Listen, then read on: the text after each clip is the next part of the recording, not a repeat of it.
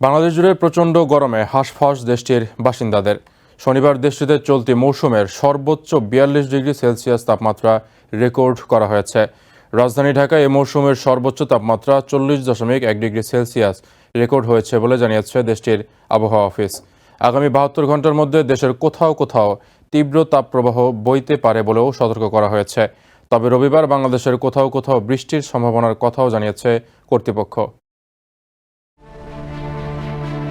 তাপমাত্রার পারও 40-এর উপরে উঠে গেছে ঢাকা, রাজশাহী, চুয়াডাঙ্গা, চট্টগ্রাম সহ কয়েকটি অঞ্চলে। তীব্র গরমে নাভিশ্বাস উঠেছে জনজীবনে। বাতাসে আর্দ্রতা ছিল 30 ডিগ্রি। দেশটির আবহাওয়া অফিস জানিয়েছে এর চেয়ে বেশি তাপমাত্রা বাড়ার সম্ভাবনা নেই। তবে এ মাসে 14 থেকে 15 তারিখের মধ্যে বাংলাদেশের উত্তর ও পূর্বাঞ্চলে তাপমাত্রা কমে আসবে।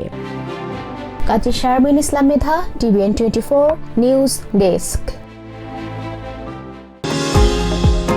নিউ ইয়র্ক থেকে সম্প্রচারিত TVN 24 টেলিভিশন বিশ্বজুড়ে বাঙালির কণ্ঠস্বর।